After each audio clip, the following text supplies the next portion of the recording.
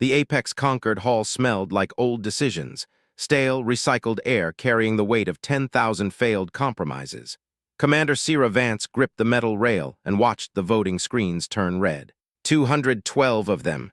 The vegans went first, crystalline bodies flashing crimson. The Zithran followed, chitinous mandibles clicking in triumph. One by one, every species in the galaxy cast the same vote. Guilty. Lieutenant Paul Harrison stood at her shoulder, young enough that his jaw still clenched visibly. This isn't fair, he whispered. What crime did we commit, being too loud? Quiet, Sierra said softly. She twisted the silver ring on her thumb, her husband's gift 20 years ago. He was on New Eden now, packing their children's belongings into evacuation containers. She stopped the gesture, showed nothing. The council speaker floated at the chamber's center, a translucent octopoid of woven light. Its tentacles moved in slow patterns.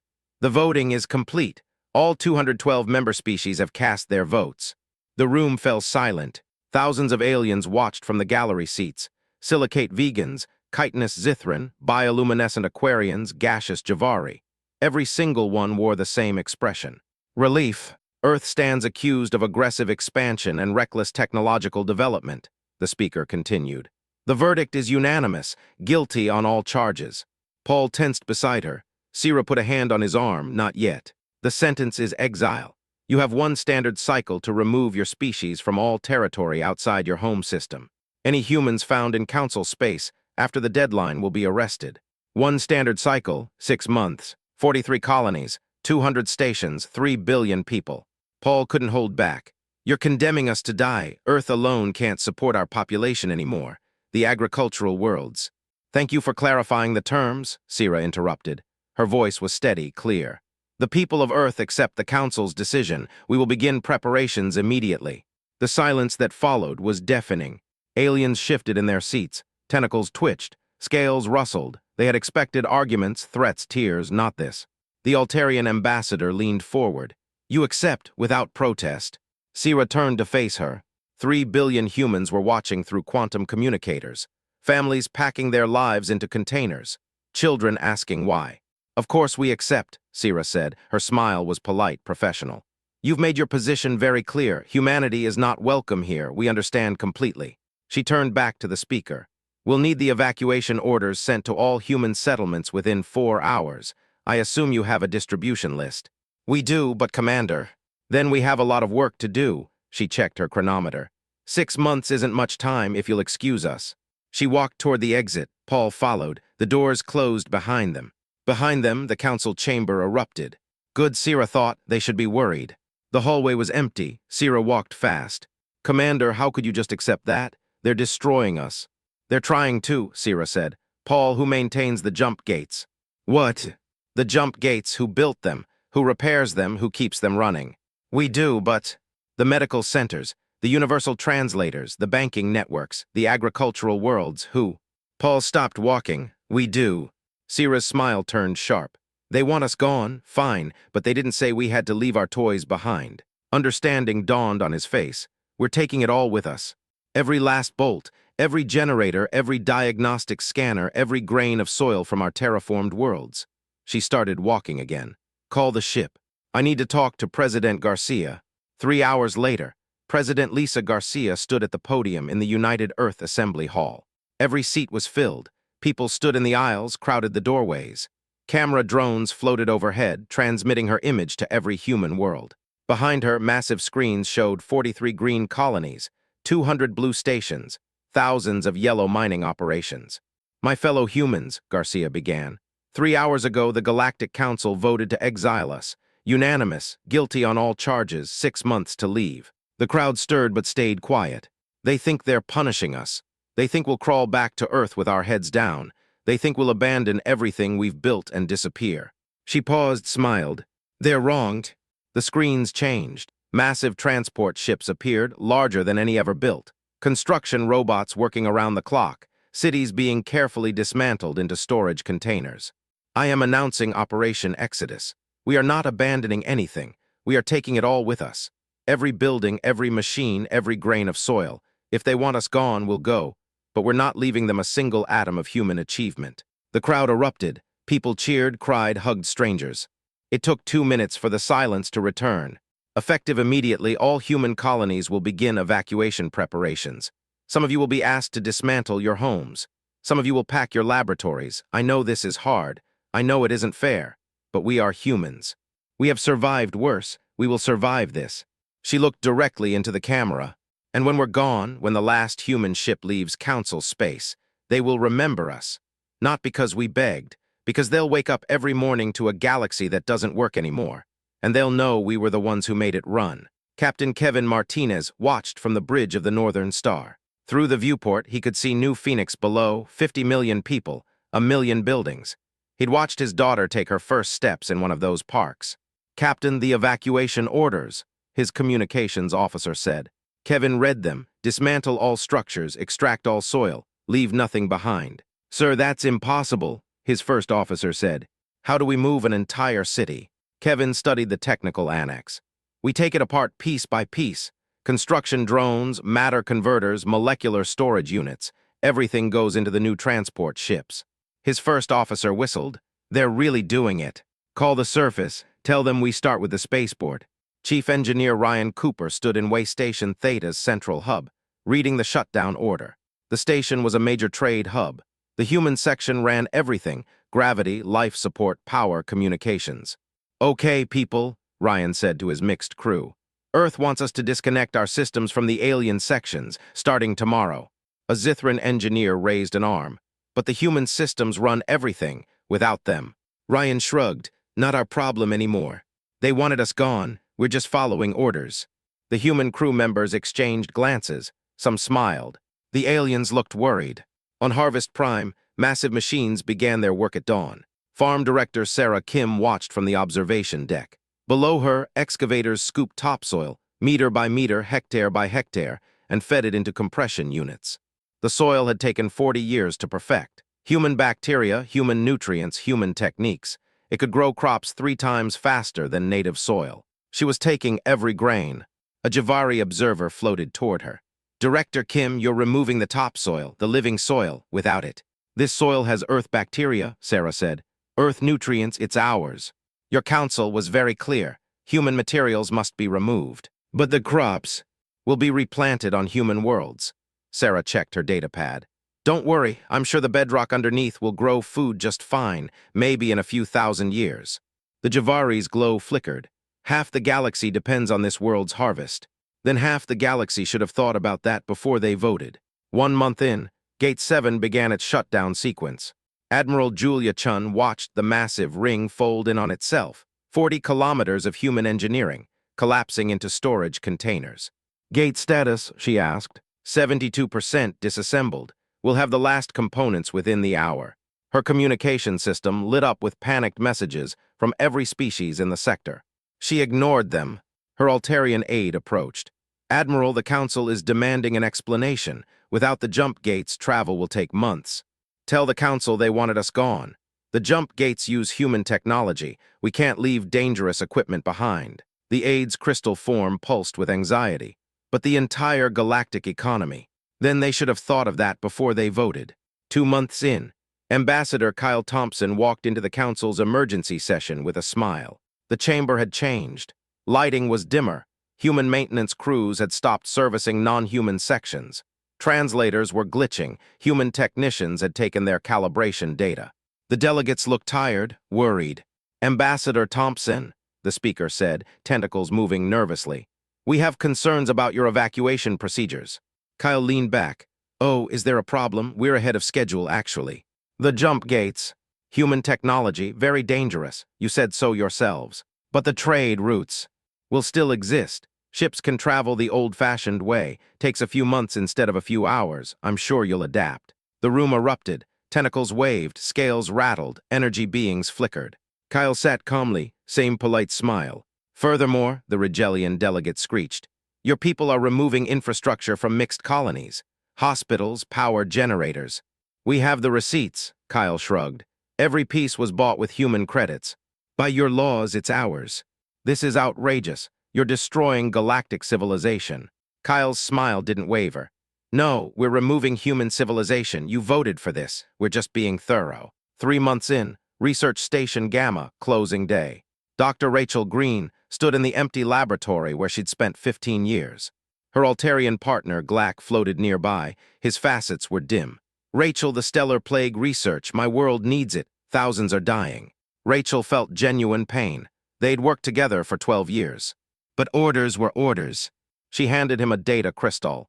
This contains everything you personally contributed, your observations, your theories. And the rest was processed through human computers, human algorithms, human servers. That makes it ours. She sealed another box. The Council's ruling was clear, complete separation. We worked together. I know, I'm sorry. She picked up the last box. But your people voted for this. Behind her, the laboratory lights went out one by one. Month 4, the Galactic Medical Academy. Dr. Alan Cross stood in the main lecture hall. Empty seats, packed equipment, deleted databases. Professor Cross, the Athathuran administrator said, its gaseous form churning. Surely the medical textbooks can remain, they're just data. The textbooks were written by human doctors, based on human research, human clinical trials.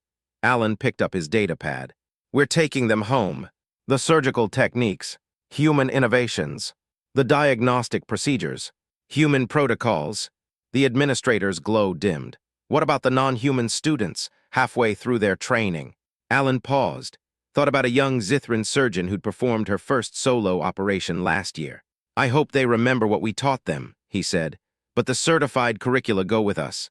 He walked toward the exit. Your people voted for this. Month 5, the collapse accelerated. Trade routes failed. Without jump gates, merchant ships couldn't reach destinations. Goods rotted, prices soared, riots broke out. Medical systems failed. Without human diagnostics, diseases returned. Plagues spread through populations that had forgotten how to fight them. Food supplies failed. Without human agricultural worlds, crops withered, famine spread. Communication failed. Without human translators, species couldn't understand each other. Without human relays, messages took weeks. The great galactic civilization began to fragment. The humans kept packing. Month 6, the final week. Commander Cira Vance stood on the observation deck of the Starlight Caravan, watching the last transports depart. 3 billion humans, 10,000 ships, everything they'd built in 2 centuries, packed into storage containers, loaded onto vessels designed for a journey no species had ever attempted. The fleet is assembled, Commander Paul Harrison said. All ships report ready. Cira nodded. The stealth systems, active and calibrated, will be invisible within 30 minutes. The quantum bridge. Dr. Charles Yang stepped forward, exhausted but bright-eyed. The generators are online. The math says it's possible. We'll create a stable pathway through the void. Cira looked out at the fleet. 10,000 ships arranged in precise formation around generators the size of small moons.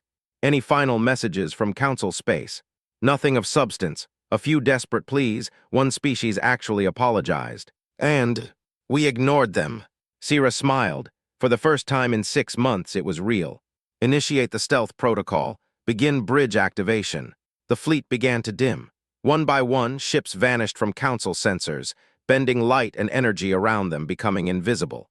Stealth complete, Paul announced. They have no idea where we are. Generators online, Charles said. Energy stable, the pathway is forming. Outside, space began to bend. A tunnel of twisted reality formed in front of the fleet. A corridor through the void, through the empty space between galaxies.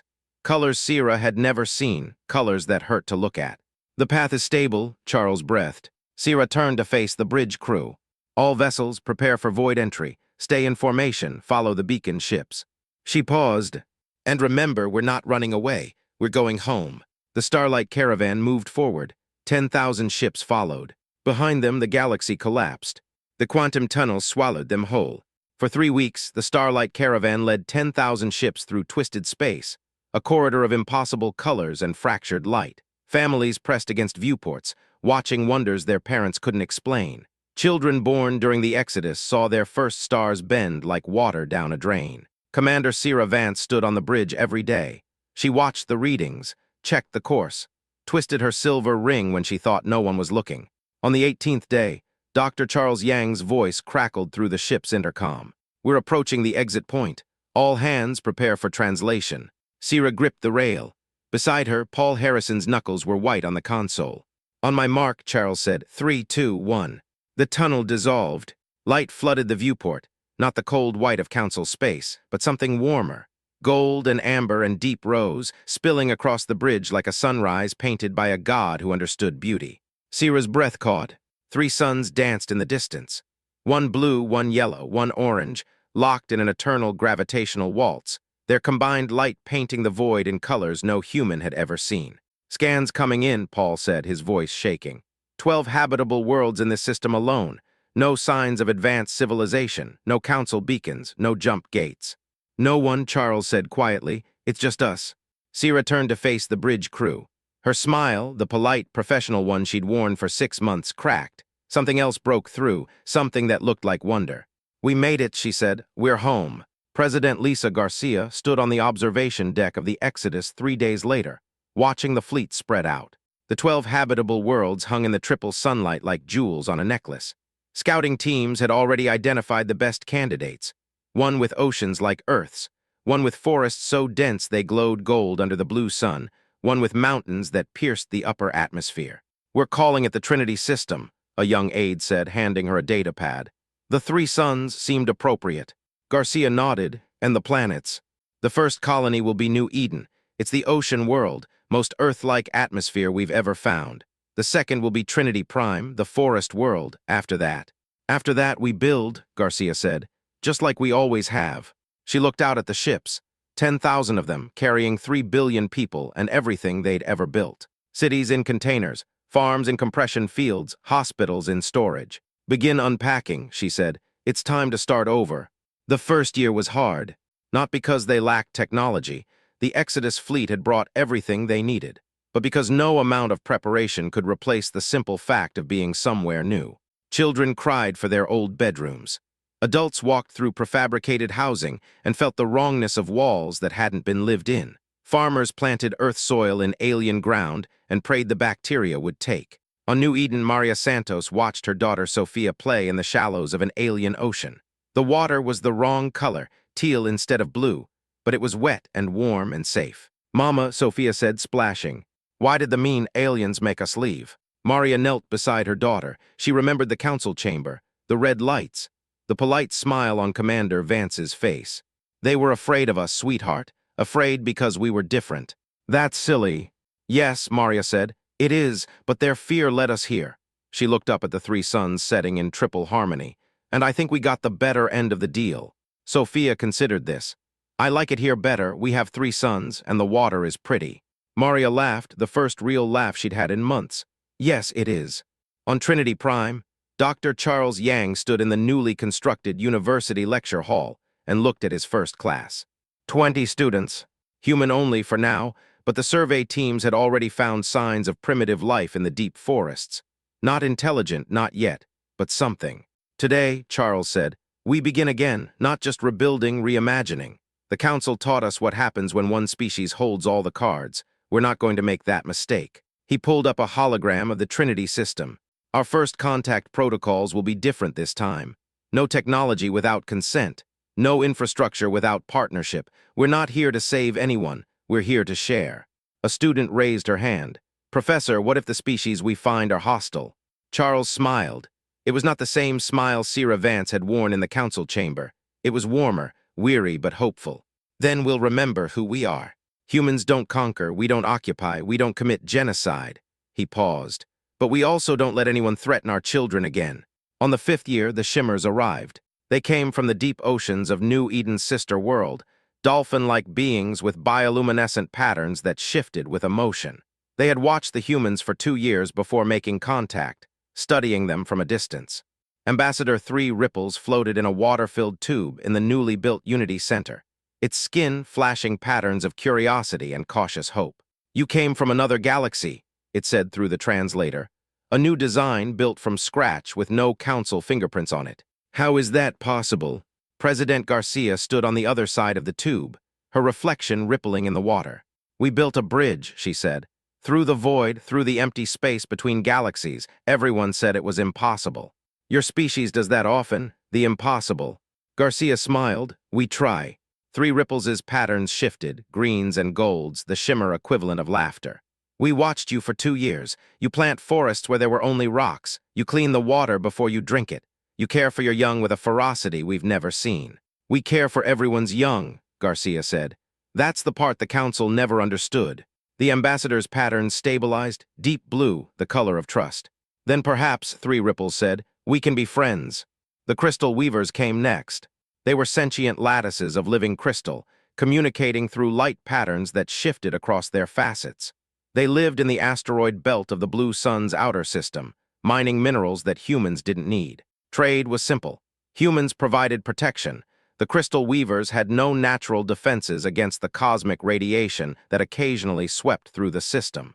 The weavers provided minerals that humans hadn't even known existed. Your technology is fascinating, Dr. Rachel Green said to a weaver elder. She'd found new purpose here away from the council's restrictions. The way you store data in crystalline matrices, we never thought of that. The elder's facets pulsed with amber light. Your biology is fascinating. The way you heal, we never understood regeneration until we watched your doctor's work. Partnership then. Partnership. The Clouders came last. They were semi-gaseous energy beings, drifting through the upper atmosphere of the orange sun's third planet. They had no technology, no cities, no written language, just a collective consciousness that spanned their entire world. First contact was accidental. A survey probe drifted too close to their atmosphere, and the Clouders reached out, not with weapons, but with curiosity. You are made of meat, the Clouder envoy said through the translator, its voice a whisper of solar winds. How do you think with meat? Ambassador Three Ripples, now a seasoned diplomat, translated the question for the human delegation. Dr. Charles Yang stepped forward. We don't know, he said honestly, but we'd like to find out together. The Clouders pulsed with what might have been amusement. Meet scientists, this will be interesting. The trade meeting on Terra Nova Station was the first of its kind. Representatives from 3 species, humans, shimmers, crystal weavers, gathered in a rotating habitat built from salvaged Exodus containers. The Clouders had sent an observer, a wisp of energy that drifted through the ventilation system. President Garcia stood at the head of the table. Behind her, the 3 suns were setting, painting the station's walls in gold and rose. We have something the council never had, she said. Trust, not because we need each other, but because we chose each other. Ambassador Three Ripples' patterns shifted. Steady gold, the color of agreement. The humans share their knowledge freely. They ask nothing in return but respect. The crystal weaver elder pulsed with blue light. They protect our mining operations from radiation storms. They ask for minerals we have in abundance. This is fair. The Clouder observer drifted closer. They listen. When we speak of the universe, they listen. No other meat has ever listened. Garcia looked around the table. 5 years ago, she had been evacuating a dying galaxy. Now she was building a new one. Then let's make it official, she said. The Trinity Accord, mutual defense, free trade. Shared knowledge, no species above another. Agreed, Three Ripples said. Agreed, the crystal weaver pulsed. Agreed, the Clouder whispered. Garcia smiled, for real this time. Then let's get to work. Back in the old galaxy, the council chamber was a shadow of its former glory. Paint peeled from walls. Lights flickered and died. The universal translators, built by a species that no longer existed in council space, glitched constantly, turning diplomatic negotiations into garbled confusion. The resonant floated at the chamber's center, its tentacles drooping with exhaustion. Only a fraction of the original delegates could still make the journey to the capital. The jump gates were dead, and conventional travel took too long. Trade in Sector 7 has completely stopped, the Rigelian delegate reported through a crackling translator. Without the jump gates, our merchant ships can't reach their destinations. Medical emergency on 12 of our worlds, the vegan representative said, its crystal form dull and cracked. The plague is spreading.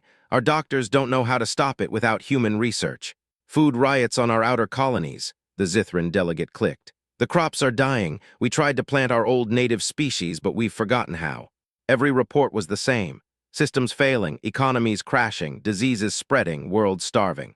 The great galactic civilization was crumbling like sand. Perhaps, the Athathuran delegate flickered, we made a mistake. A mistake, the Draxian scales rattled with bitter laughter. We exiled the species that held our society together. We threw away the beings who made our prosperity possible. That's not a mistake, it's suicide. The chamber fell silent.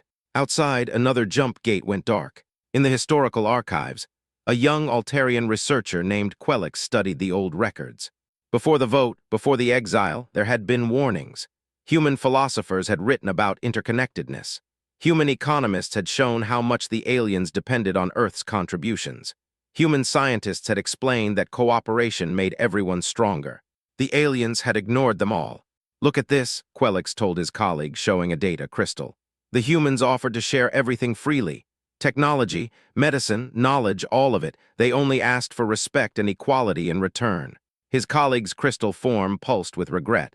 "And we called them dangerous. We said they were too ambitious, too aggressive. But look at us now." Quelix pulled up more records. Videos of human teachers patiently explaining complex ideas to alien students. Images of human doctors working tirelessly to save alien lives. Data showing human engineers maintaining systems across the galaxy without asking for credit. They never forced their help on anyone, Quelix realized. They just offered it. And we were so afraid of their energy, their passion, that we pushed them away.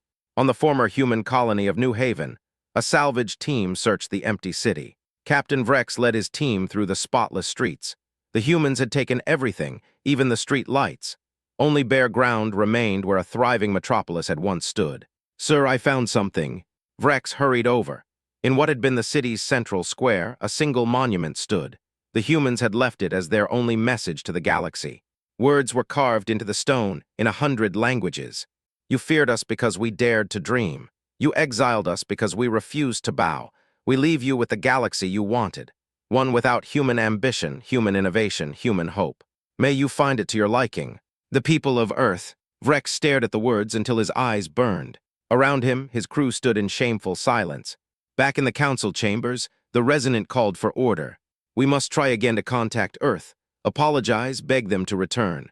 "How?" the vegan delegate asked bitterly. "We don't even know where they went. Their technology is beyond us. Their stealth systems make them invisible. We cast them out, and now we can't find them even if we wanted to." The Regellian's voice was heavy with defeat. "They warned us. They said democracy has consequences. They said we'd learn the true cost of fear and prejudice." The chamber fell silent. Outside, more lights failed.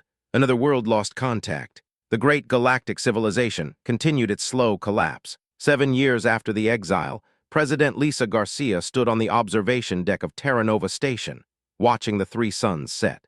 The Trinity Accord had grown. 12 species now called the system home: humans, shimmers, crystal weavers, clouders, and 8 others who had arrived in the years since. All of them working together, all of them equals. "The crystal weavers have completed their translation of the ancient data cores," an aide reported. "They found something interesting." Garcia turned. "What?" "The Council's original charter, the one they signed before humans arrived," the aide smiled.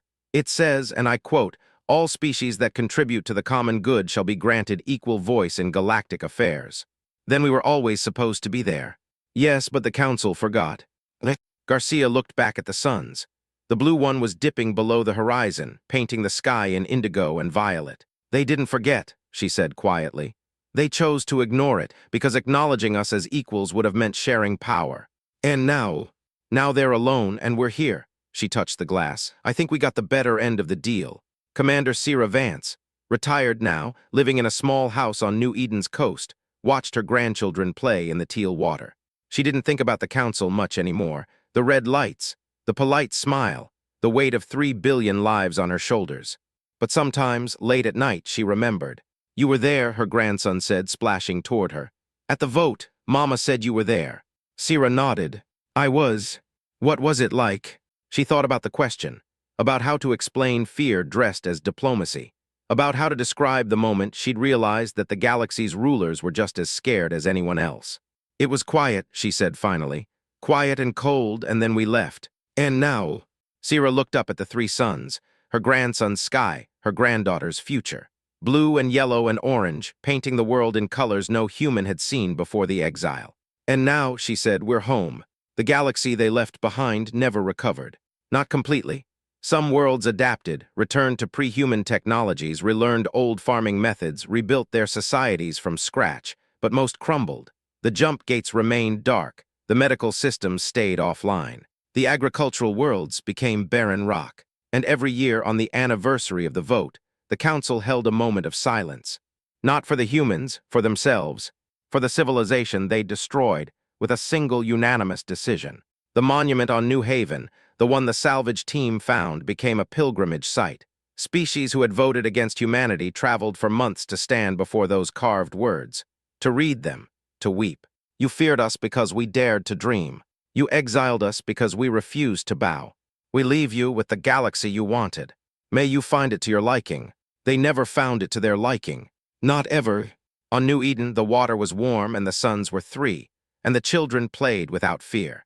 Maria Santos, older now, her hair streaked with gray, sat on the beach and watched her granddaughter chase waves. Mama, Sophia said, settling beside her. She was grown now with children of her own. Do you ever miss Earth? Maria thought about it. The old planet. The one she'd been born on before the Exodus, before the vote, before everything changed. I miss the idea of it, she said. But New Eden is my home now. Trinity is my home. The Shimmers and the Weavers and the Clouders, they're my neighbors. She paused. The Council gave us a gift, Sophia. They just didn't know it. A gift. They forced us to leave, to find somewhere new, somewhere we could build without fear. Maria looked up at the 3 sons.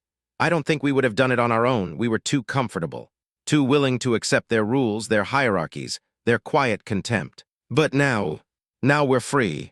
The final message arrived on the 10th anniversary of the Exile.